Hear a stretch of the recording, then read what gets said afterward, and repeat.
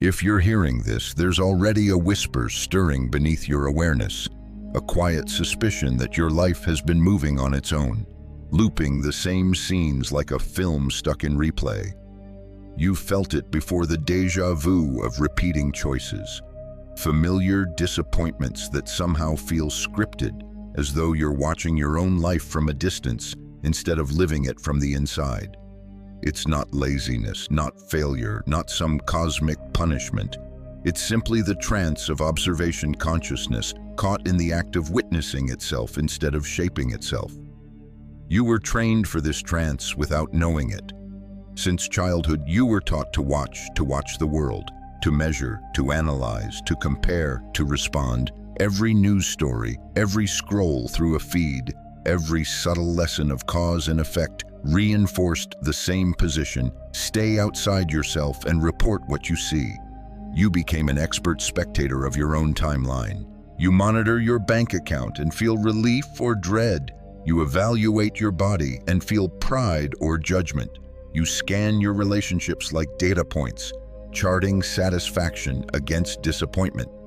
In every case, you're not generating reality, you're observing it, interpreting it, and unconsciously choosing to repeat it. The strange part is how natural it feels, how right it seems to keep watching. Observation masquerades as awareness. It promises safety if you can just see clearly enough. You can control what happens next. But clarity without creation is paralysis. Each time you witness your life without infusing it with fresh intention, you signal the field. This version of me is what continues. And so it does, faithfully, endlessly. What you're sensing now, that subtle unease, that ache behind your eyes when you watch yourself cycle through old emotions, that's not frustration, it's recognition. The part of you that remembers what creation feels like is waking up beneath the surface. Something ancient inside you is tired of watching.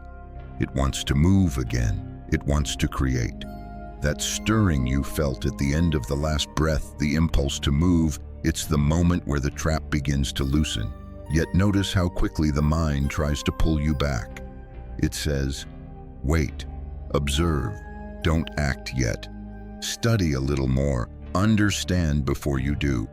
That voice feels responsible, careful, even wise. But it's the voice of a lifetime trained to watch instead of weave. Modern life rewards this watcher. You scroll through a digital stream, not to live, but to witness others living. The algorithm learns your attention better than you know yourself. You observe trends, opinions, outrage, and joy, each post a miniature mirror reflecting what you already believe. The result: a loop of observation that feels like participation but never crosses into creation. You watch success and call it inspiration, but the watching feeds the distance. You watch tragedy and call it awareness, but the watching feeds the helplessness. And it's not just screens. The trap hides in language itself. Did you see what happened? Let's watch how this unfolds. Keep an eye on the situation. Every phrase roots you in the role of observer, as if reality were an external movie demanding commentary instead of cooperation. You become fluent in noticing, expert at reacting, yet illiterate in generating. The observer position feels rational because it's safe. No risk of failure if you never step onto the stage.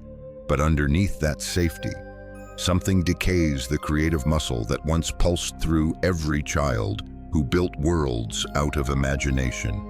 Remember when you played without an audience, you didn't check whether your castle of sand looked realistic. You simply built. And the act itself was the joy. The observer state steals that innocence and replaces it with analysis, replacing wonder with measurement. When you spend years living this way, a peculiar fatigue sets in, the exhaustion of watching your potential circle the runway but never land. It's the weight behind the phrase, "I'm stuck." Though you rarely connect it to observation, you might call it burnout, procrastination, depression. But at its core lies creative suffocation, too much seeing, not enough being. And this isn't accidental. The architecture of society thrives on passive attention. Entire industries monetize your gaze. The more you watch, the less you act, and the more predictable you become. Predictability is profitable. Spontaneous creation, that's chaos to the system. So the system teaches discipline as control, awareness as observation, mindfulness as surveillance. You watch your thoughts like security footage, believing that's awakening. But true awakening isn't watching the dream, it's realizing you can dream differently. Imagine this, your consciousness as a lens pointed outward for so long that it forgets it can turn inward. When you reverse that lens, observation transforms into emanation. The light that once documented now begins to project. But before that turn can happen, you must see the trap for what it is, not evil, not malicious, but evolutionary residue. Observation was once how consciousness learned stability. Creation is how it learns freedom. So when you catch yourself scrolling, comparing, analyzing, resist the impulse to condemn. Instead, notice that you're feeding the watcher. And in that noticing, a doorway opens, because awareness of the trap is already a creative act. The moment you stop only watching yourself be trapped, you begin loosening the bars. And here's the secret the world rarely whispers. The observer isn't your enemy, it's your apprentice, waiting for instruction. Observation gathers the raw material, but creation gives it form. Without direction, the observer becomes a loop. With purpose, it becomes the lens through which reality takes shape. So what happens when the watcher learns to serve the creator instead of replacing it? The next movement reveals that the very act of seeing can birth a new world if you remember how to look through rather than at. The moment you begin to look through rather than at, perception starts bending in on itself. It's like the mirror realizing it's made of light, not glass. What you once thought was reflection becomes revelation. Here, in this subtle shift, you encounter the real secret hidden behind the term observer effect. Science tells us that in the quantum realm, nothing is fixed until it's seen. Particles exist as shimmering clouds of potential, each waiting for consciousness to select its form. But most people misinterpret that idea as mere wishful magic. Observe it, and it becomes real. The truth runs deeper. The mirror doesn't just record what it sees, it tunes to the frequency of the gaze that meets it. The quality of attention decides what solidifies from the mist. Imagine your consciousness as that mirror. Each thought, each emotion, each pulse of expectation sends a vibration into the probability field. When you look at your life with resignation, the mirror solidifies that shape. When you look with reverent curiosity, not desperate need, not skeptical doubt, the field rearranges. You're not conjuring something from nothing. You're tuning an instrument that was always humming. Think about it like light through a prism. The white beam appears singular until it passes through awareness. Observation splits it into colors, into choices. Which spectrum you see depends on the angle you hold. Every complaint, every praise, every assumption tilts the prism slightly, filtering which world you inhabit next. And here's where intention enters like a tuning fork. Passive watching collapses the field into repetition. Focused presence infused with feeling collapses it into creation.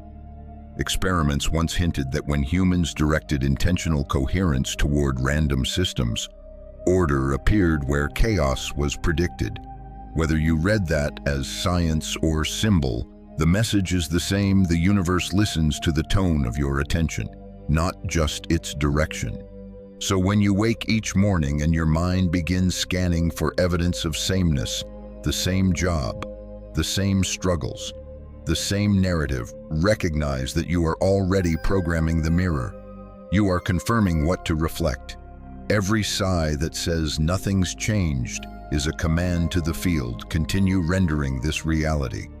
But when you pause, breathe, and ask, what else could this become if I saw it differently? The mirror wavers. A crack of light appears where certainty once stood. This is the frontier of conscious creation, the recognition that observation is not neutral. Your gaze is a sculptor's hand, your attention the chisel, and the marble it shapes is time itself. Yet, to wield that power, you must first dissolve the illusion that the mirror stands apart from you. There is no glass dividing seer and seen. There is only one surface, endlessly folding back into itself. The world is not out there being witnessed. It is arising in here, within the field of your own perception. And once that realization begins to anchor, once you feel the mirror breathe with you, the game of observation changes forever. Watching becomes choosing, seeing becomes shaping. Every glance, every thought, every micro-feeling is a brushstroke on the quantum canvas. But how, you might ask, does this invisible painting translate into flesh and bone, into neurons and behavior? How does imagination bridge into biology?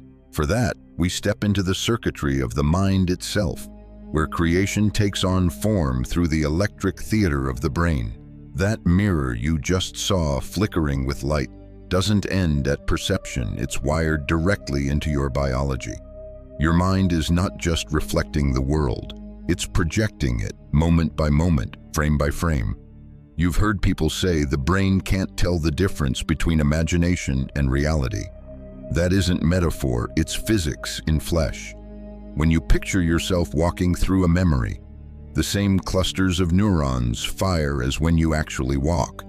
When you imagine success, pain, fear, or healing, your nervous system rehearses those frequencies as if they're unfolding right now. Every thought is a rehearsal for a world that wants to appear. So if the observer is the mirror, the mind is the projector lens, shaping photons, emotions, and probability into scenes you call my life. You might notice how often you replay familiar films. The same inner monologues, same scenarios of failure or anticipation, the same hope that this time will be different, even though the real hasn't changed. Each time you think the same thought, you carve the same neural path. Electricity flows where it's most familiar. It's efficient, mechanical, predictable. That predictability feels like identity, but it's actually habit masquerading as truth. Here's the wonder, hidden in that the brain's loyalty to repetition is also its greatest vulnerability to transformation. Because the moment you imagine vividly enough with sensory detail, with emotional presence, the neural network begins to remodel. It doesn't argue whether it's real, it just rewires. You're sculpting circuitry with attention. And that sculpture radiates frequencies into the field, the same way a tuning fork hums until other metals start to vibrate in sympathy. So pause and consider, what are you broadcasting most days? Not affirmations spoken once in the morning, but the unconscious loops playing behind your awareness all afternoon. Are they broadcasting lack or sufficiency, dread or curiosity, safety or expansion? You can't stop thinking, but you can start directing. Creation begins in subtle rehearsal. It starts when you stop watching your mind like a critic and start using it like a brush.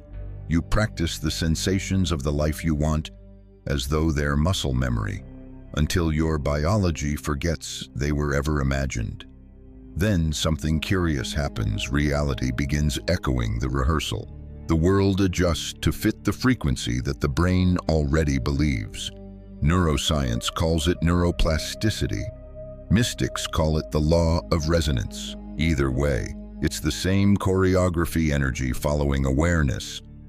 The body doesn't wait for proof, it listens for instruction, and every instruction comes disguised as focus. So imagine, for a moment, you shift that focus from observation to generation. Instead of scanning for what's wrong, you generate the vibration of what feels right. Instead of studying your limitations, You embody the version of you who doesn't need to study them anymore. Your cells, your hormones, your emotions, all rearranged to mirror that choice.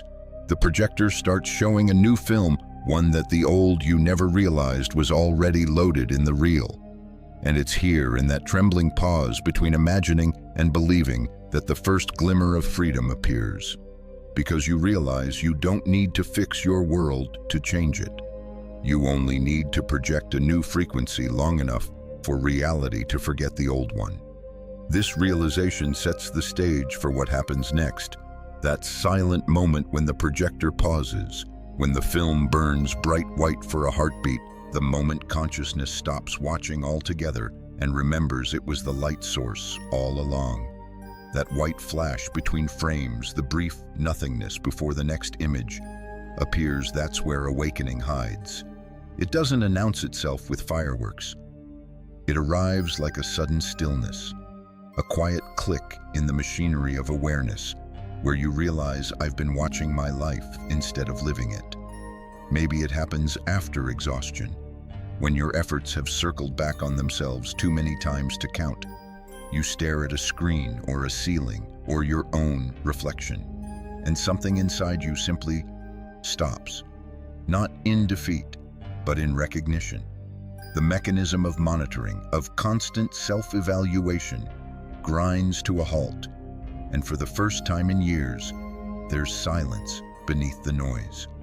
In that silence, you sense movement not outward, but inward. You can almost feel your consciousness turning to face itself, like the sun realizing it's been chasing its own light across the sky. And within that turn, a revelation slips through. You're not the audience of this story, you're the script, the actor, and the stage itself. This is the hinge between observer and creator. It's subtle, so subtle you might miss it because nothing external changes. The bills still sit on the table, the body still aches, the messages still go unanswered. Yet inside, something irreversible unfolds.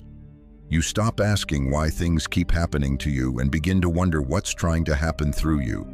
That single preposition, to versus through, reshapes the universe. It's tempting to celebrate that recognition as a finish line, but it's really the first breath after drowning. Because the moment you glimpse creator consciousness, the old mind scrambles to measure it. It says, quick, prove this works. Check if reality's changing yet. And just like that, the watcher reclaims the throne. So you practice not checking. You let creation unfold without constant supervision. The way a seed knows how to split open without your permission. You stop peeking to see if it's working. And in that abstention, life begins to reorganize. Opportunities appear where stagnation once sat. Conversations take on a tone that feels orchestrated. Small events line up in ways too precise to call coincidence. And the strangest part, you didn't do any of it. You stopped doing, you stopped forcing, monitoring, and trying to observe yourself into transformation. You became still enough for reality to remember your true frequency. That's when creation resumes its natural rhythm, not effort, not control, but flow. This is the moment the old theater collapses.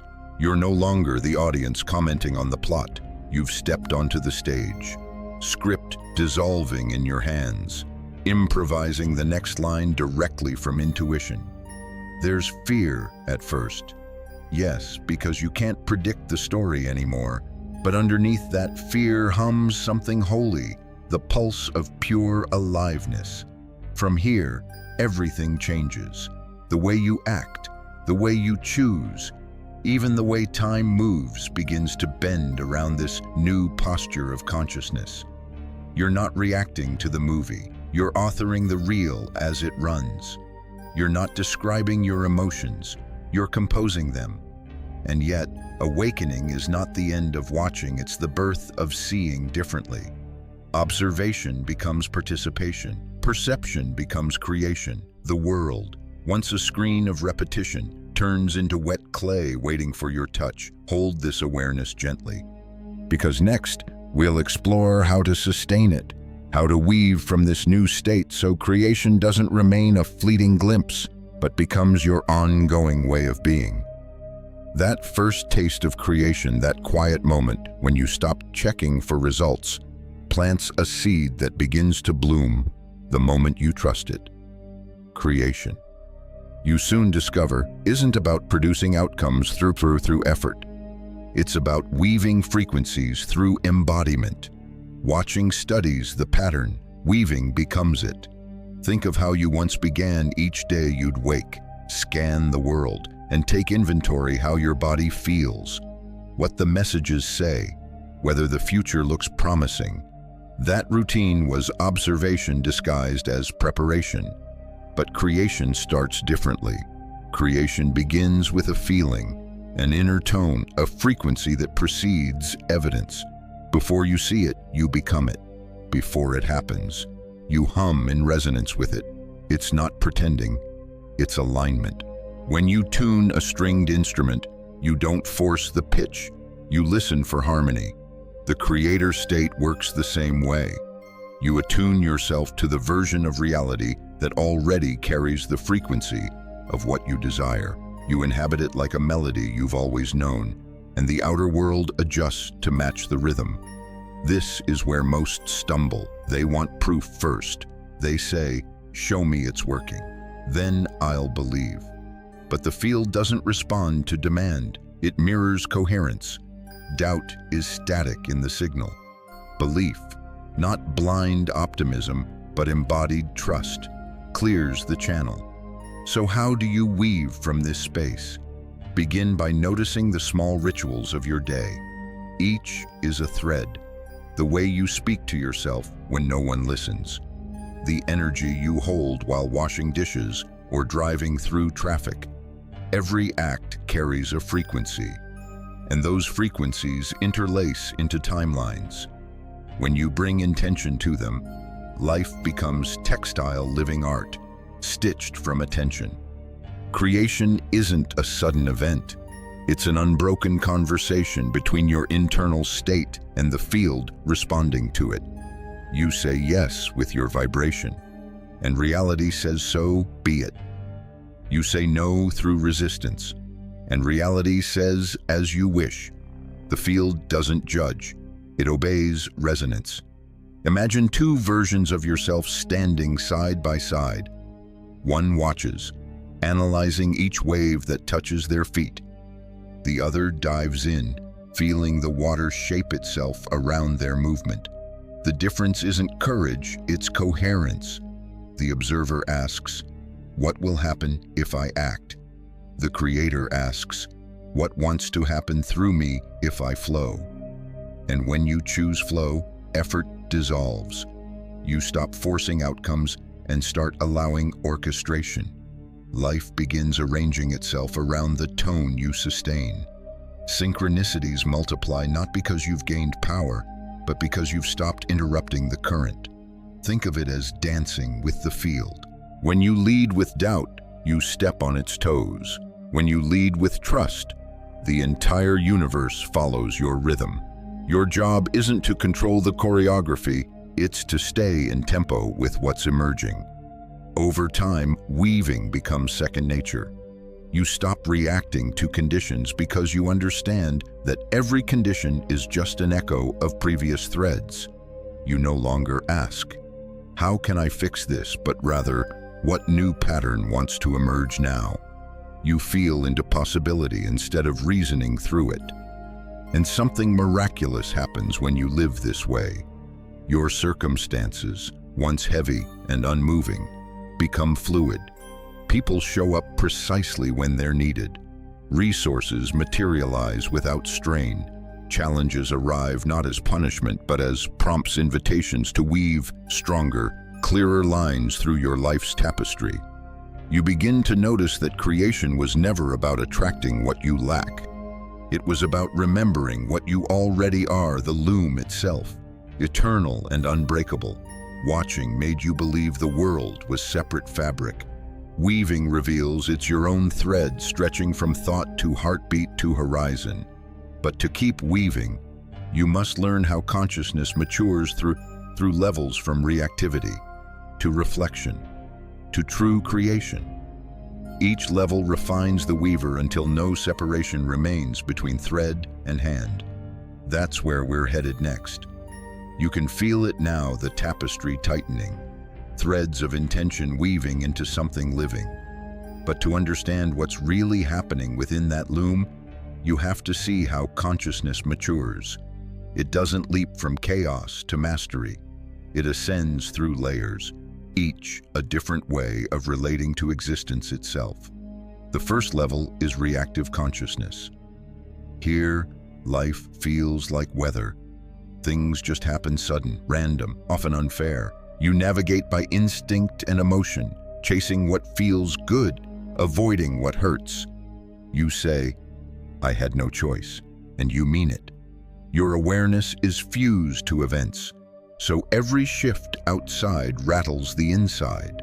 The external dictates the internal. At this level, the world writes your script, and you spend your energy editing sentences you didn't compose. The second level is reflective consciousness. You've stepped back far enough to see the machinery moving. You observe your patterns, recognize your triggers, understand your conditioning. You say, "Ah, I see why I do that." There's relief in that insight for a while, because now you can analyze your pain instead of drowning in it.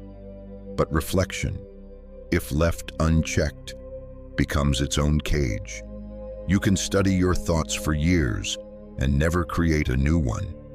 You become an archivist of your own limitations, collecting evidence of who you were instead of inventing who you could be. And yet, this middle ground is sacred. It's the bridge. The mind learns to observe without immediate reaction, and in that pause, possibility sneaks in. The space between stimulus and response is where the next level begins. Then comes creative consciousness. Here, something astonishing occurs. You stop identifying as the observer of reality and recognize yourself as the force generating both observer and observed. The mirror and the reflection merge. The hand that paints and the image on the canvas are revealed as the same energy in motion. You no longer ask, "What is life showing me?" but rather, "What is life expressing through me at this level?" You're not trying to fix the garden of your circumstances, you're planting new seeds before the soil even forms. You're no longer bound to history because you're speaking directly to potential. Each thought is a brushstroke on a blank field of probability. Each emotion, a color that stains the sky before the stars appear. This isn't imagination as escape, it's imagination as instruction. The field listens. Your body responds. The distinction between physical and energetic dissolves because the same current runs through both. Creation replaces correction. Flow replaces control. Most people, though, linger at level 2. They mistake awareness for evolution. They think knowing why they repeat a pattern is the same as transcending it. But knowledge without creation is stasis. Reflection must give way to generation, or else consciousness keeps looping on the same reel of self-observation. So how do you stabilize in level 3? You learn to identify with the current, not the container. You stop asking whether you're doing it right, and instead ask, "Am I aligned?" You choose the tone before you choose the words. You sense the energy before the evidence. You act from coherence, not reaction. This transition feels less like climbing a staircase and more like quantum tunneling. One moment you're watching, the next, you're becoming. There's no ladder between them, only recognition, a flicker of awareness that says, "I was never separate from the process at all." Once that truth sinks in, creation stops being something you practice. It becomes something you remember, and yet, even remembrance demands something of you, a shedding, because the identity built in the observer's world cannot survive in the creator's. The next shift asks for surrender. It asks for the death of who you thought you were, so the weaver can finally move unbound. That surrender begins quietly. It starts as a tremor in the old self, the version of you built on knowing, analyzing, surviving. The one that always asked, "Who am I in all this?" That question begins to dissolve because in creation consciousness, there is no static I to define. There's only movement, only flow. And flow has no biography. When you step from observer to creator, something profound happens. The character you've been playing loses its solidity. The roles you've perfected, the stories that explained your struggles, even your sense of limitation, they start to crumble. It can feel like a personal extinction. The ego calls it chaos. The nervous system calls it danger. But what's really happening is liberation. You're releasing a structure that could no longer contain your expanding frequency. It's disorienting, isn't it? You try to grasp onto the familiar markers, your routines, your self-image, your definitions of success, but they start slipping through your fingers like sand. Doubt rushes in. You hear whispers of disbelief. This is delusion. I'm making it up. Reality doesn't work this way. Those whispers are not proof you're wrong. They're proof you're leaving the gravitational field of old consciousness. The mind panics when it loses its reference points. But panic is only the sound of identity unlearning itself. So you breathe. You let the chaos wash through. You learn not to wrestle it, but to watch it without collapsing into it. And that, paradoxically, is what anchors the new state. You stop identifying with the turbulence. You become the sky that holds it. Think of it like shedding an old suit of armor. For years, that armor protected you, the observer's vigilance, the thinker's precision, the survivor's caution. But now it's too heavy for flight. As the plates fall away, you feel naked at first, exposed. Yet beneath that fear, there's a startling lightness. You realize you can move, not carefully, but effortlessly. Here's the truth few will tell you. Transformation is not graceful. It's raw, inconvenient, sometimes painful. You'll oscillate between clarity and confusion. One day you'll create from pure presence. The next you'll find yourself back in the theater, watching again, wondering if you imagined the whole thing. But this fluctuation isn't failure, it's calibration. Consciousness learning to ride a new frequency always wobbles before it stabilizes. So when you slip back into old habits of observation checking, doubting, analyzing, don't punish yourself. Just notice that noticing itself is a return to creation.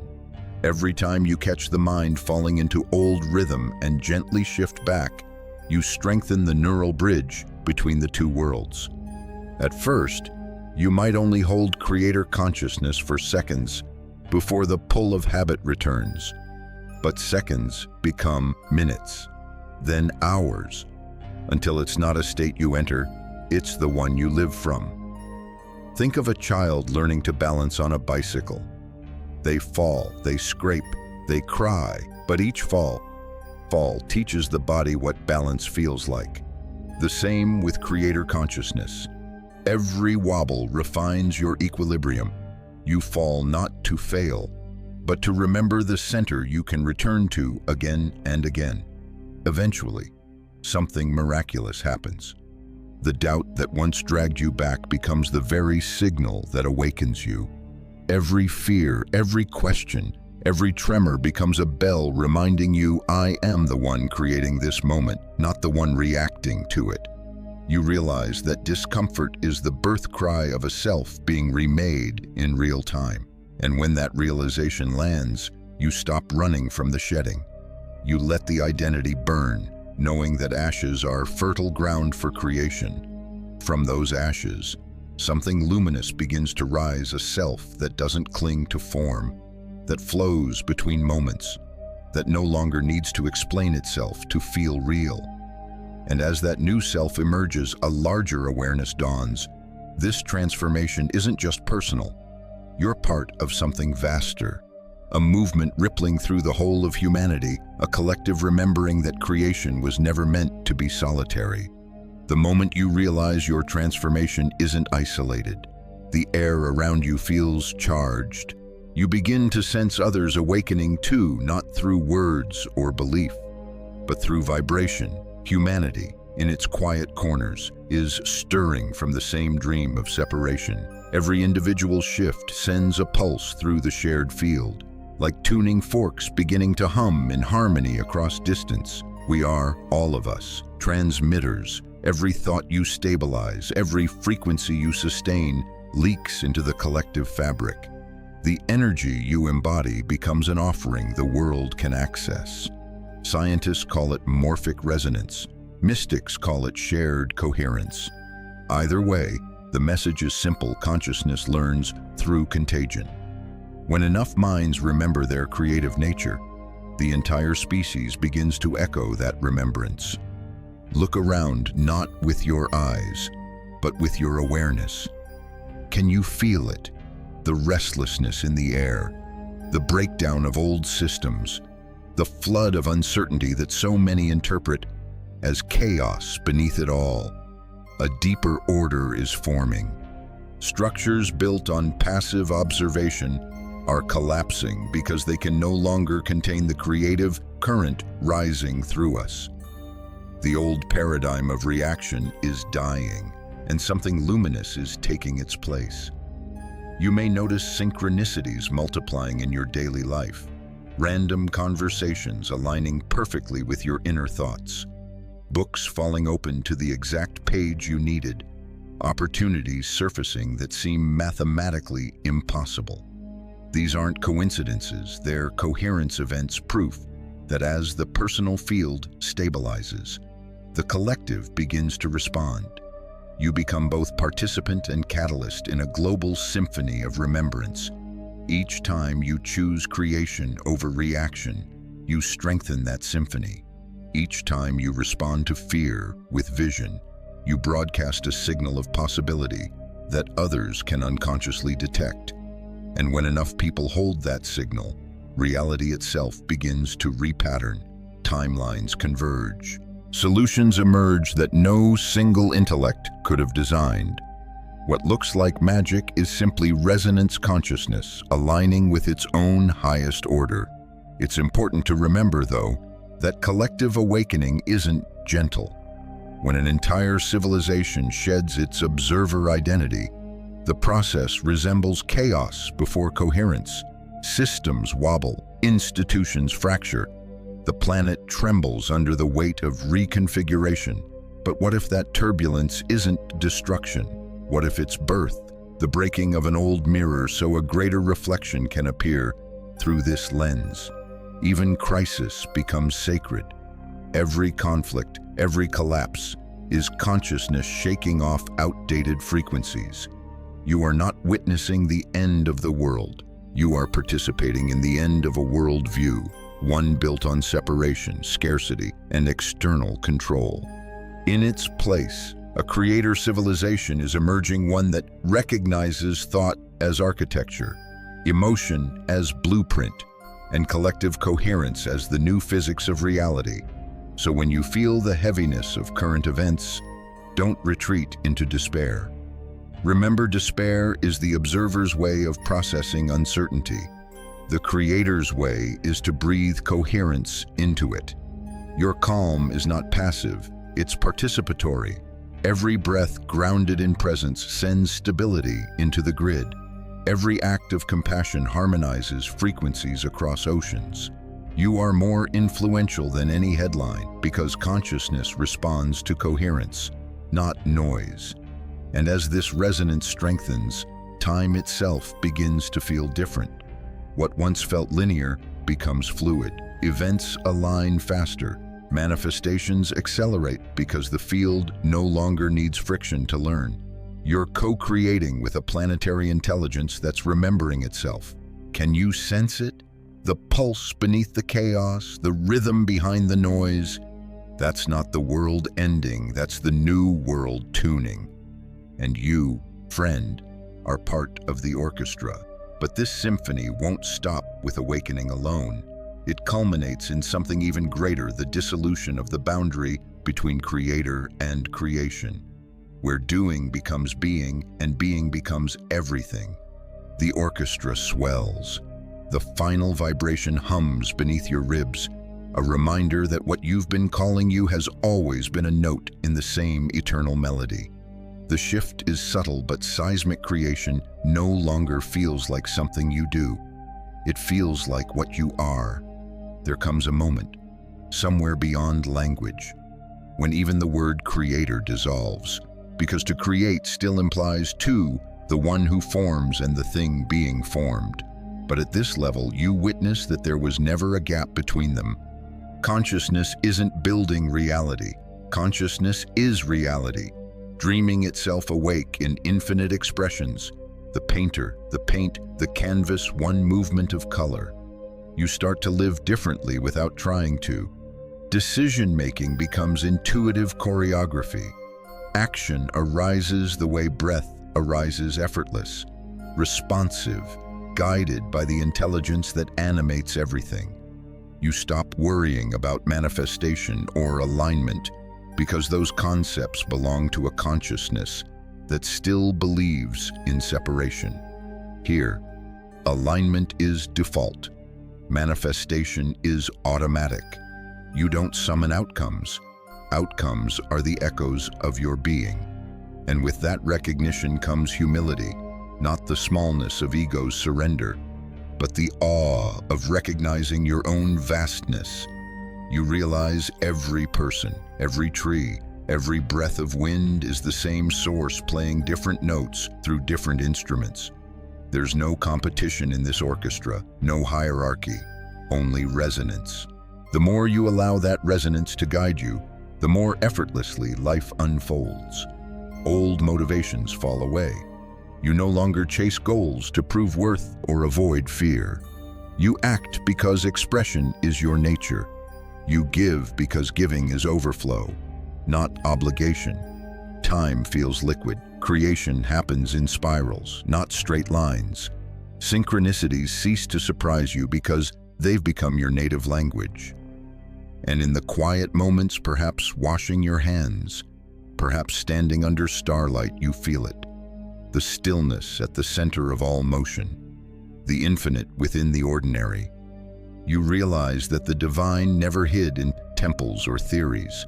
It hid in every inhale you took without noticing. From this space, compassion expands. You no longer judge others as asleep or awake. You see each consciousness as a wave remembering its rhythm. Some crash loud and fast, some ripple gently, but all return to the same ocean. You understand now, awakening was never about escaping the human experience. It was about fully inhabiting it, knowing yourself as the tide while still enjoying the shape of the wave. This is what living as source means. You wake each morning not to control the day, but to witness what the universe wants to express through you. You become the living intersection of infinite potential and physical form. Every conversation, every silence, every choice becomes a creative act of the cosmos remembering itself. And so you stop asking, "What am I supposed to do?" and start whispering, "What wants to move through me today?" Sometimes it's art, sometimes it's rest, sometimes it's simply presence. All of it is creation, all of it is sacred. At this stage, the observer, the creator, and the creation dissolve into one current, seamless, eternal, endlessly becoming. You have not ascended away from life, you've descended fully into it, luminous and ordinary at once. The field no longer reflects you, it breathes with you. And somewhere deep inside, a final recognition dawns. You were never meant to watch reality or to control it. You were meant to be it. And now, as the current settles, feel what remains when the words fade. It's quiet here, not empty, but full. You can almost hear the hum of your own existence, the soft rhythm that has always been guiding you beneath the noise of thought. You've traveled far through this remembering, from the autopilot haze of the observer, through the trembling birth of the creator, into the boundless realization of Source itself. But the journey was never linear. It was circular, a spiral returning you home, the same home you've never actually left. Pause for a breath. Let it anchor you in this truth you were creating even while you believed you were watching. Every sigh, every heartbeat, every unspoken hope was a thread in the tapestry that brought you here.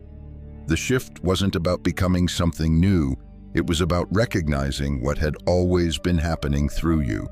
And as this recognition deepens, simplicity reclaims you. Life doesn't need to be performed or proven. It just needs to be experienced consciously, openly, without resistance. Each ordinary moment becomes holy again, light through curtains, laughter from a stranger, the scent of rain on warm pavement. The divine hides there, waiting for your attention to make it shimmer. So take this understanding gently into your world. You don't have to preach it, defend it, or even name it. Just live it. When others are lost in the trance of observation, be the calm presence that reminds them there's another way to see. When chaos rises, breathe coherence into the room. When fear tightens the air, remember that creation begins in stillness, and your stillness ripples farther than you can measure. And if ever you forget, return to the breath. It's the simplest form of creation, the universe inhaling and exhaling itself through you. You've never been just the observer. You've never even been merely the creator. You've been the current itself, the living pulse of consciousness expressing as a human life. If this message found you, it's because you were ready to remember. The field called, and you answered. Welcome home.